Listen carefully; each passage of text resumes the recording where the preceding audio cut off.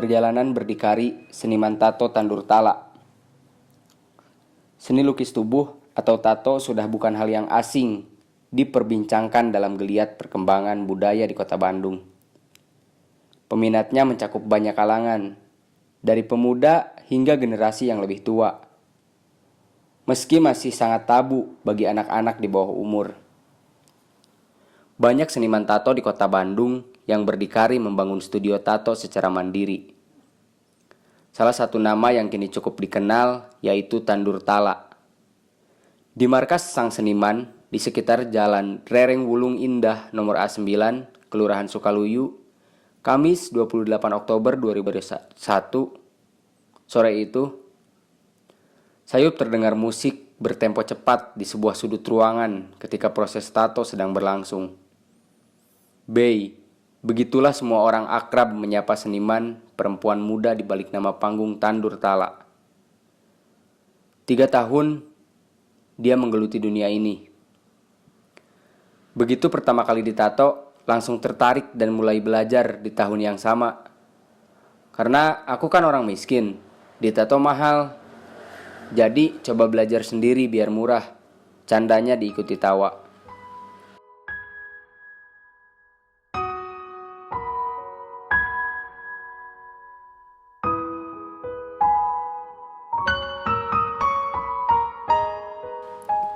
Uniknya, banyak orang tidak menyangka kalau Bey bukan warga lokal Bandung. Logat berbicaranya selintas terdengar seperti orang Bandung asli. Apalagi, pelafalan kosakata dan gaya berbahasanya yang cukup fasih bercakap dalam bahasa Sunda. Bey, anak bungsu dari 3 bersaudara, kelahiran Pekanbaru 1997.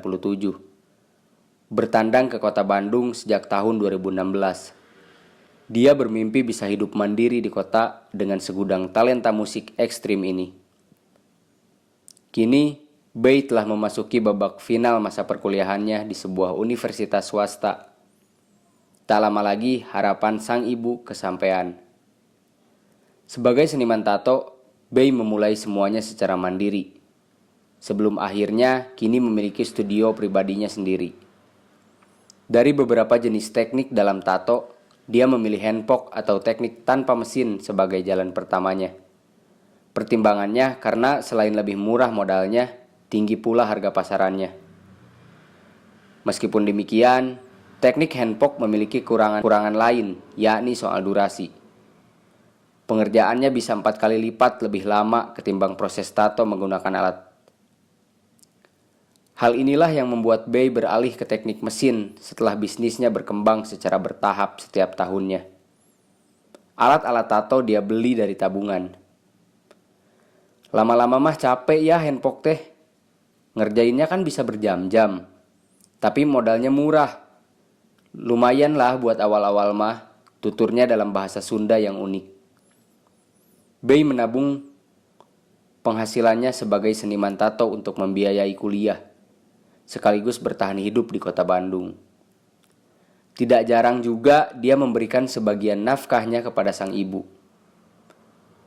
Keduanya belum pernah bertemu lagi sejak 4 tahun lalu. Selain harga tiket pesawat yang mahal, sekarang ada pangebluk COVID-19 jadi penghalang. Harga satu pengerjaan gambar menggunakan jasa Bey bergantung pada gaya desain dan keinginan pelanggan. Tapi dia menjanjikan kualitas gambar terbaik bagi para peminatnya. Itulah mengapa Tandur Tala juga membuka sesi konsultasi bagi mereka yang masih bimbang dengan desain tatonya. Gak semua desain aku terima. Kalau yang menurut aku gak bagus, aku nolak. Malu atuh tato gambar yang jelek mah. Makanya ada konsultasi dulu, ungkapnya soal cara menjaga kualitas karya. Studio Bey hampir setiap hari buka. Walaupun seringkali dia menutupnya setiap akhir pekan, khususnya hari Minggu. Setiap hari banyak pelanggan baru dan setia yang menyambangi studio itu.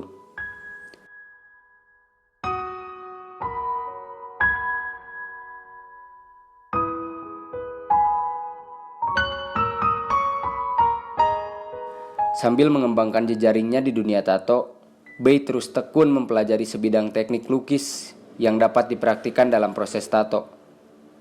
Seiring berjalannya waktu, dia menyadari seberapa pentingnya gaya khas dalam berkesenian.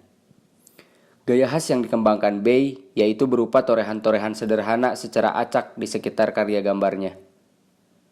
Meskipun menerima pengerjaan berbagai macam desain, mahasiswa tingkat akhir ini juga dikenal dengan spesialisasi di komposisi hitam putih atau black work. Dari gaya-gaya itu pula lah nama tandur tala yang bermakna tanam padi dalam bahasa Sansakerta cepat menyebar selama 1 tahun terakhir. Ada banyak nama seniman lukis dari kota Bandung yang diketahuinya sejak zaman SMA melalui selancar internet. Akan tetapi, Bay mengaku tidak banyak memperhatikan karya seniman-seniman besar secara spesifik. Aduh, siapa ya kalau seniman tato yang menginspirasi mah?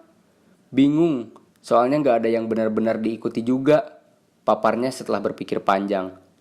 Paling mungkin Ken, itu juga karena personil band favorit aja. Ken adalah nama seorang seniman tato asal kota Bandung yang dikenal dengan nama Ken Terror. Sepak terjangnya sudah mendunia sejak awal tahun 2000-an. Ia juga dikenal sebagai punggawa beberapa nama band lokal bawah tanah.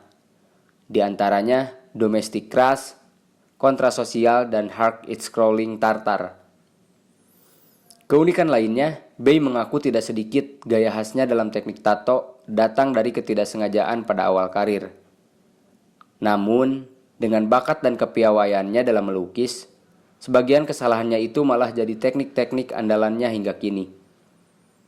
Walaupun pernah melekat sederet kesalahan dalam eksekusi tato, belum ada kesalahan fatal yang pernah Bay lakukan selama karirnya. Berbagai kesalahan itu selalu dipelajari kembali dan menjadikan dirinya saat ini. Bay dikenal dengan kecepatannya dalam mengerjakan satu proses tato dengan kualitas yang presisi dan baik. Kalau gagal mah pernah atuh, cuma biasanya aku improve. Cuma pede aja dibuat supaya tetap bagus. Malah dari situ nemuin style yang sekarang masih aku pakai, ungkapnya.